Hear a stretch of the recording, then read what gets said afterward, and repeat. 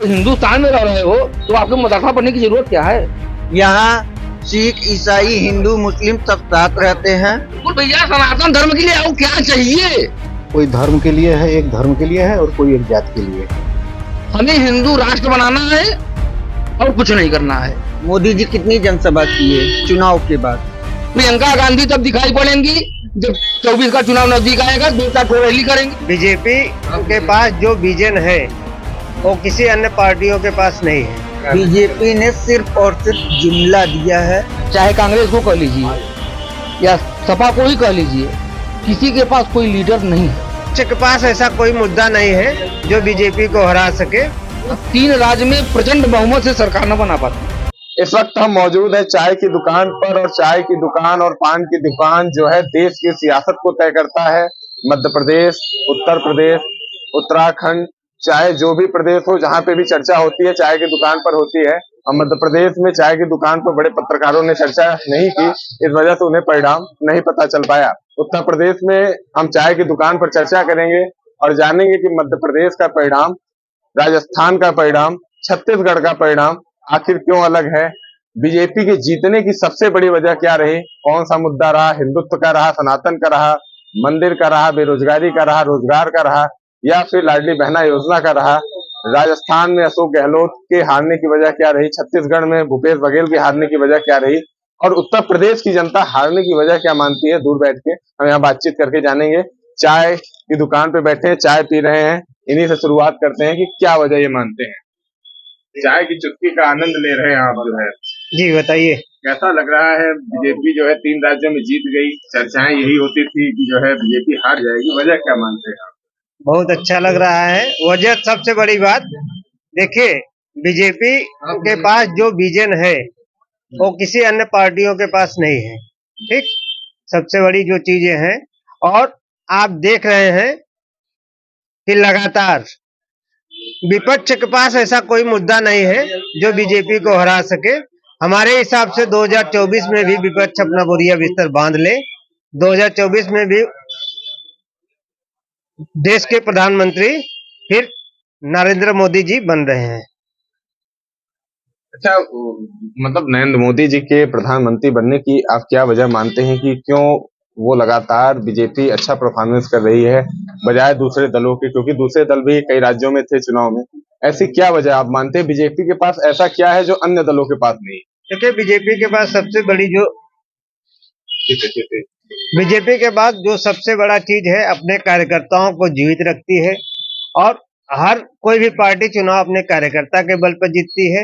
अन्य पार्टियां जितनी भी है अपने कार्यकर्ताओं को एकदम मरासन की स्थिति में छोड़ दी हैं। सिर्फ चुनाव आता है तो उनका खोज खबर लेती हैं। हम सबसे बड़ा इसी को मानते हैं। बीजेपी इस मुद्दे पर बहुत ही बेहतर तरीके से जमीन पर काम करती है, और आगे यही वजह रहेगा कि 2024 में फिर प्रधानमंत्री बीजेपी के नरेंद्र मोदी जी बनेंगे। नरेंद्र मोदी जी प्रधानमंत्री बनेंगे, बात में बहुत गहराई है, क्योंकि बीजेपी लगातार एक कार्यक्रम करके खत्म नहीं करती है, तब तक दूसरा कार्यक्रम आ जाता है। इन दिनों उत्तर प्रदेश में विकास यात्रा चल रहा है मोदी जी का। हमारे साथ और भी लोग हैं। क्या मानते हैं कि बीजेपी लगातार चुनाव में जीत हासिल कर रही है बजाय इनकम्बेंसी के, इतनी विरोध के बावजूद भी कैसे जीत हासिल करती है? मोदी जी और योगी जी, उत्तर प्रदेश सरकार में हमारे बाबा योगी आदित्यनाथ जी, और केंद्र में माननीय नरेंद्र मोदी जी जिस तरीके से भारतीय जनता पार्टी नेतृत्व कर रही है, हमारे विपक्षी पार्टी जो भी है, चाहे कांग्रेस को कह लीजिए या सपा को ही कह लीजिए, किसी के पास कोई लीडर नहीं है।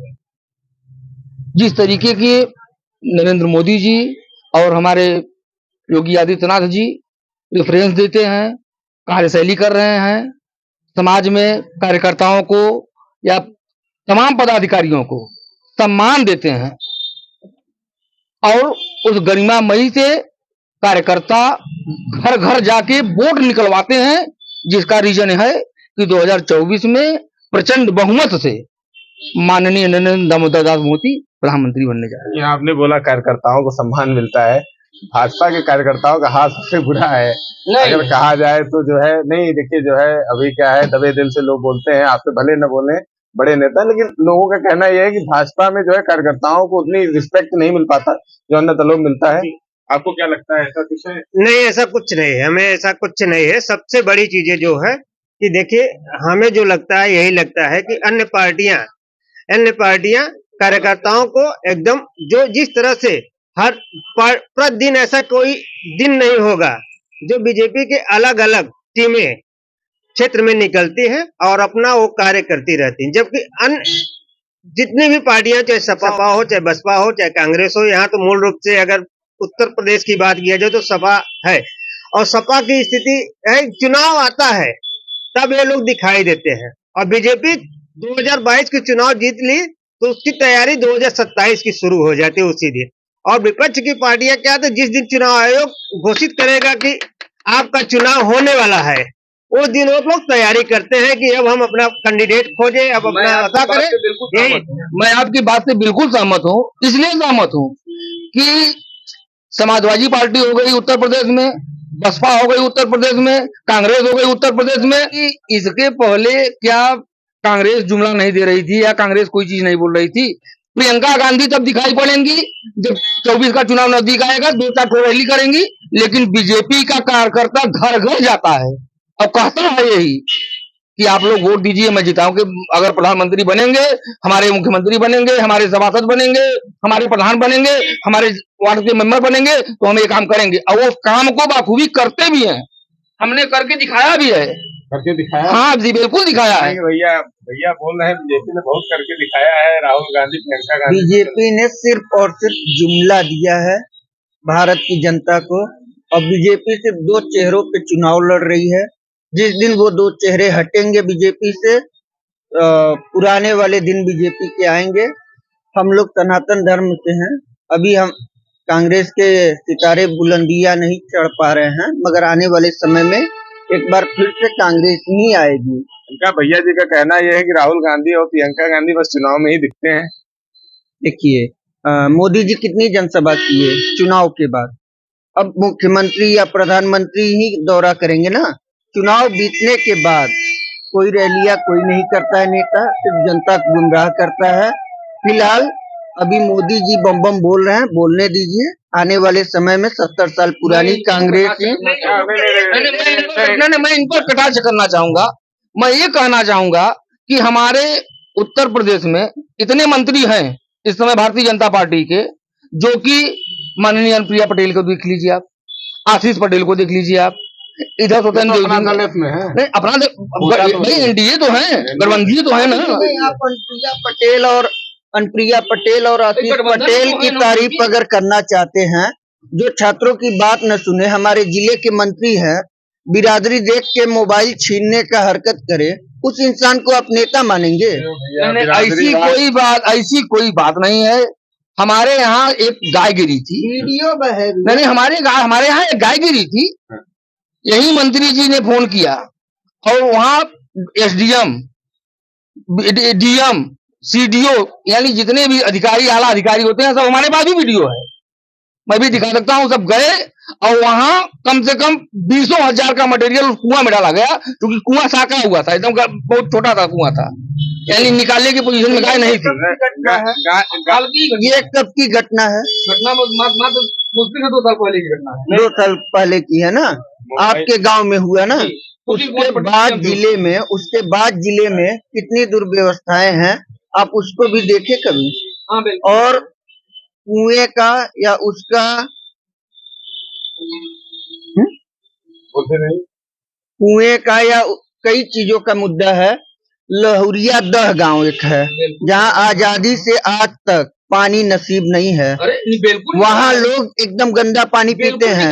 यहाँ पे एक डीएम थी, दिव्या मित्तल मैम, उस पानी को वहां सप्लाई करवाई और राजनीति के चक्कर में उसका पाइपलाइन तोड़ दिया गया। आज तक वो पाइपलाइन नहीं बन पाया। आप अब बताइए, मंत्री जी क्या सो गई हैं? मंत्री जी भैया, मंत्री जी पे फुर्सत नहीं मिल रही, मंत्री जी को सुनने के लिए समस्या। नहीं, मंत्री जी को सुनने के लिए समस्या नहीं मिल रही है। मंत्री जी के माध्यम से ही तो अमृत जल पेयजल योजना आया था कि डीएम साहब पेयजल योजना ले आई थी। भैया, तो फिर वो टूटा पाइपलाइन, उसकी जांच करके उसको चालू करवाने की जिम्मेदारी किसकी है? जो जनता में रूमर है कि डीएम साहिबा ने उसका उद्घाटन कर दिया, ये कुछ लोगों को नागवार लगा। ये गलत है, ऐसा कोई नागवार किसी को नहीं लगा। नहीं, ऐसा पत्र वत्र हमारे पास नहीं, ठीक है, पटेल ने लिखा था जो है। भाई ठीक है, लिखा था या क्या नहीं लिखा था उससे हमसे मतलब नहीं है, लेकिन जो भी हमको जानकारी है उसमें माननीय अनुप्रिया पटेल जी का कोई दोष नहीं है। अच्छा, हमारे साथ एक भैया जी बैठे हैं, मुस्कुरा रहे हैं। भाई कब से बातें हो रही थी, बातचीत करेंगे, जानेंगे क्या लग रहा है कि बीजेपी की जीतने की वजह क्या है। बीजेपी के जीतने की वजह सबसे बड़ी चीज हर कार्यकर्ताओं का समर्पण है, छोटे से लेकर बड़े कार्यकर्ता तक अपनी पार्टी के लिए, अपने देश के लिए समर्पित हैं। यही सबसे बड़ी वजह है। कांग्रेस और सपा के भी तो नहीं, ये तो केवल कोई धर्म के लिए है, एक धर्म के लिए है और कोई एक जात के लिए है। तो धर्म के लिए तो भाई धर्म, आप जो है धर्म की बात कर रहे हैं, तो धर्म हमारा जो है सबसे फेवरेट मुद्दा है। ऐसा क्या मानते हैं कि बीजेपी जो है धर्म के लिए बढ़िया करती है और कांग्रेस, सपा या फिर अन्य दल जो है धर्म के लिए नहीं कहती है?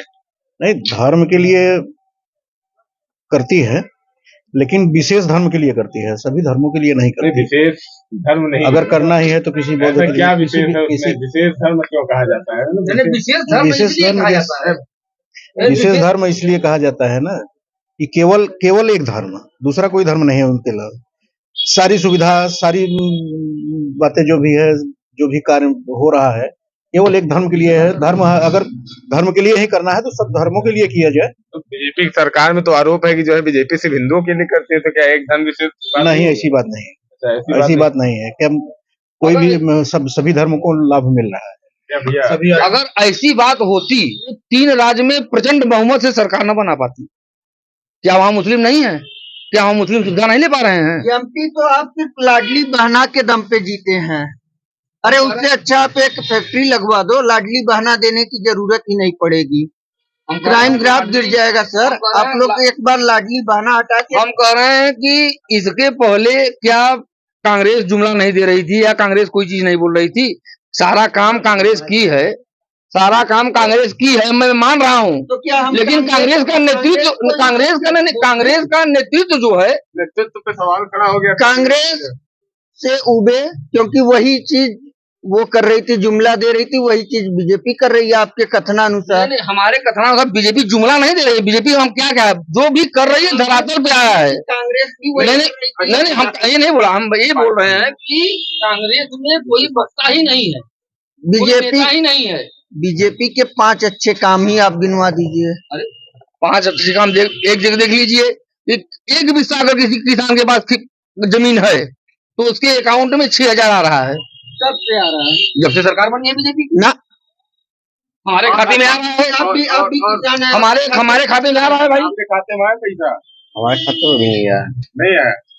दो भाई अरे तो साहब बोल तो रहे हैं, रजिस्ट्रेशन तो कराइए। और रजिस्ट्रेशन कराने के लिए पीएम मोदी थोड़ी नहीं आएंगे यहाँ पे। आपने तो उज्ज्वला गैस योजना भी चलवाया था बीजेपी ने। आज भी महिलाएं उसी ऊपर ही और उसी लकड़ी पे धुआं खा रही हैं। ठीक है, आपका मानना है वो आप अच्छी तरीके से मान सकते हैं, लेकिन माननीय प्रधानमंत्री जी और योगी जी जब से आए हुए हैं 5 काम तो आप गिनवा दीजिए। गिनवा तो रहे हैं। कांग्रेस की सरकार थी, 70 साल से बोलते हैं। क्या उस समय अयोध्या नहीं था? अयोध्या नहीं था। उसके बाद काशी विश्वनाथ नहीं था, विंध्याचल नहीं था। 3 काम हो गया, 3 काम हो गया ना। और उसके बाद घर घर पेयजल योजना हो गया, 4 काम हो गया। एक काम और आपको गिनवा दूंगा अभी। नहीं, उत्तर प्रदेश देखिए सबसे बड़ी बात यह है कि मंदिर जो है काम जो है नहीं, मंदिर रोजगार नहीं देगा। ठीक है, सबसे बड़ी बात यह है। रोजगार देगा, आपको भूल जाइए, क्यों रोजगार नहीं देगा?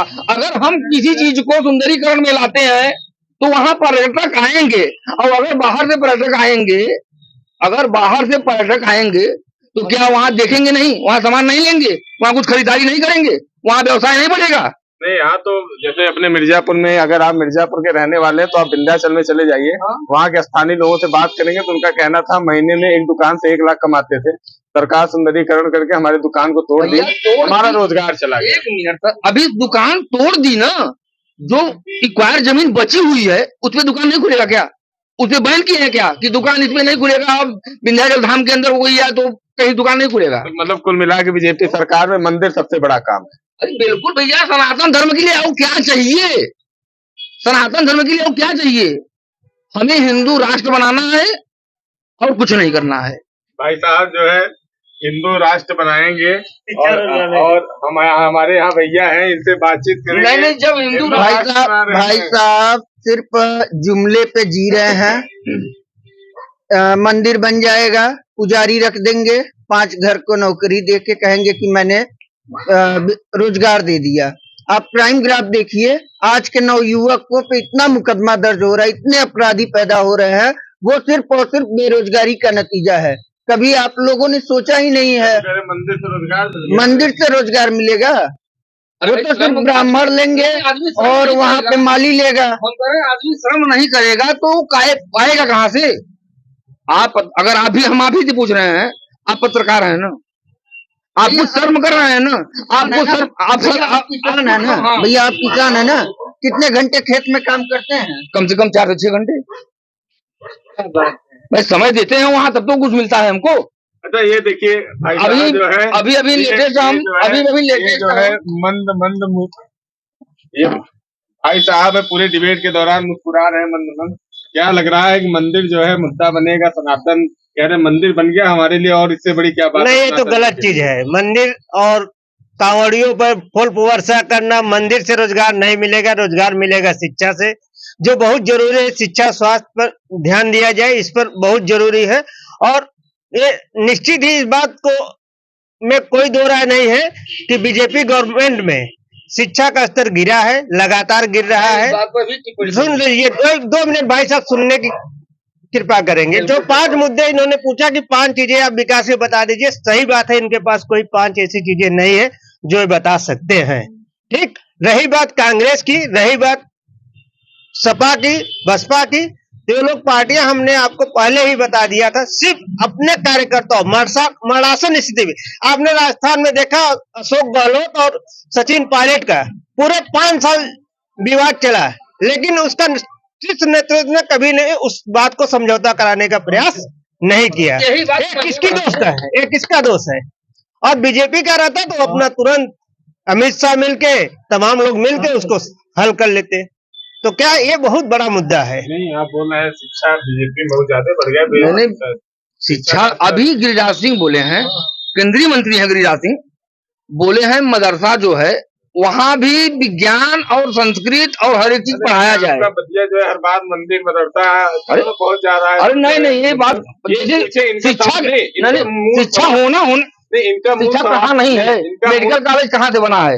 आपके गांव में इधर 5 साल में कितनी वैकेंसियां हुई बच्चों की? अरे हमारे गांव में कम से कम 20-25 बच्चे गए हैं। 4th से लेके हमारे घर में ही 3 बच्चे गए हैं।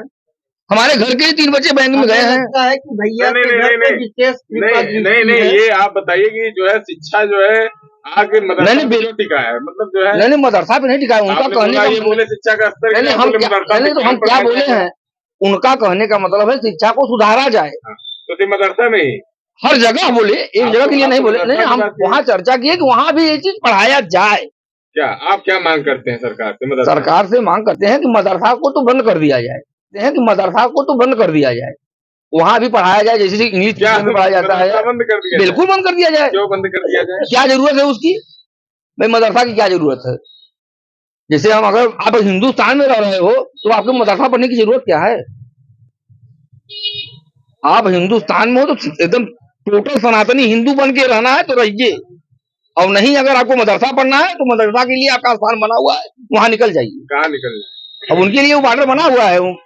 नहीं, ये भी बता दीजिए जब इतना बता दिया। हिंदुस्तान भाईचारों का देश है, आपसी प्रेम का देश है। यहाँ सिख, ईसाई, हिंदू, मुस्लिम सब साथ रहते हैं। जाति का बंटवारा न करें आप लोग, धर्म का बंटवारा न करें। रोजगार, शिक्षा और सड़क सुरक्षा, पानी, बिजली पे काम करें। कांग्रेस ने एक मिनट, सड़क की बात आपने की, यही मिर्जापुर से लालगंज दामलगंज पहुंचने में एक अच्छी फोर व्हीलर को तक पहुंचने में कितना समय लगता है? एक अच्छी फोर व्हीलर पहुंचने में कम से कम 5 घंटा लगता था, अब मैहर पहुंचने में 1 घंटा लग रहा है, 1.5 घंटा 2 घंटा, अगर अच्छे ड्राइवर इस पर ड्राइवर है तो। ये किसकी देन है? क्या बीजेपी रोड नहीं बनवाई है? सर क्या आप अच्छा बताइए, टोल प्लाजा कितना लग जा रहा है? अरे भाई, हम कह रहे हैं टोल प्लाजा नहीं लगेगा तो उसका कर कहाँ से आएगा?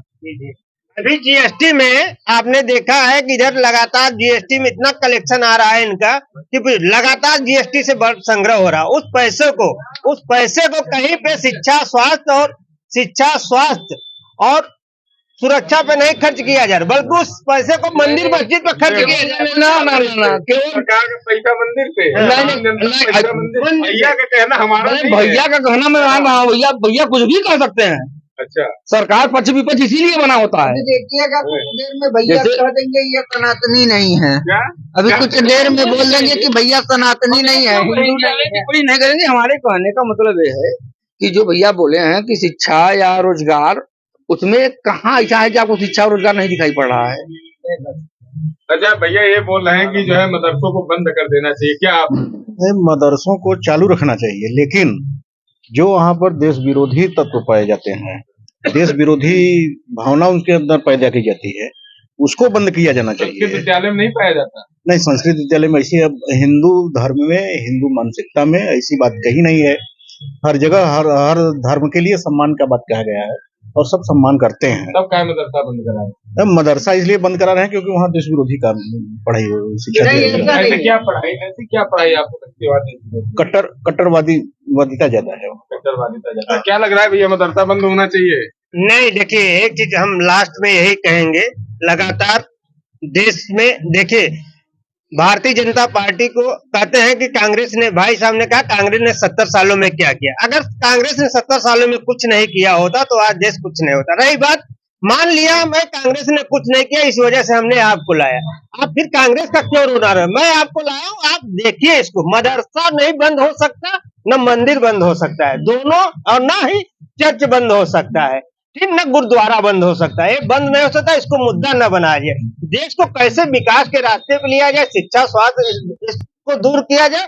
मैं माननीय प्रधानमंत्री जी से और माननीय देश के मुख्यमंत्री, प्रदेश के मुख्यमंत्री जी से यही अनुरोध करूंगा कि इन मुद्दों पर जनता को न भड़काएं, इन मुद्दों पर आप लोग डिबेट न करें। पत्रकार आप बंधुओं से भी यही अनुरोध है कि आप लोग भी इस बात को ऊपर तक ले जाएं कि इन सब मुद्दों से दूर हटके देश को किस वजह से विकास किया जाए, किस मुद्दे पर विकास किया जाए। सबसे जरूरी देखिए, शिक्षित जो हो जाएगा, जिसके पास शिक्षा हो जाएगी, वो इन सब चीजों में नहीं पड़ेगा, आप जान लीजिए। और मंदिर मस्जिद में नहीं पड़ेगा, इस बात को मान लीजिए। एक डॉक्टर की कोई जात होती है? आप क्या कहना चाहिए? भैया को शिक्षित बता रहे? नहीं, हम अशिक्षित नहीं बता रहे, हम जनता की बात करें, भैया को नहीं बता रहे। भैया तो देखिए, भैया नेता टाइप लग रहे हैं हमको, और हमको तो लग रहा है कि नहीं, ऐसी कोई बात नहीं है। मैंने पार्टी वार्टी से नहीं, मैं समाज सेवक हूँ, समाज सेवा करता हूँ, समाज में ही रहता हूँ। और जो भैया बोल रहे हैं कि किसी चीज का, अभी भैया बीजेपी की तारीफ ना करते ना तो भैया के कुर्ते पैजामे का हिसाब आ जाता। ये बात बिल्कुल गलत है, ये बात बिल्कुल गलत है। हमारे यहाँ भैया बोले कि हमारे यहाँ भैया बोल रहे हैं कि शिक्षा का व्यवस्था नहीं हुआ। ये मेडिकल कॉलेज कौन बनवाया है?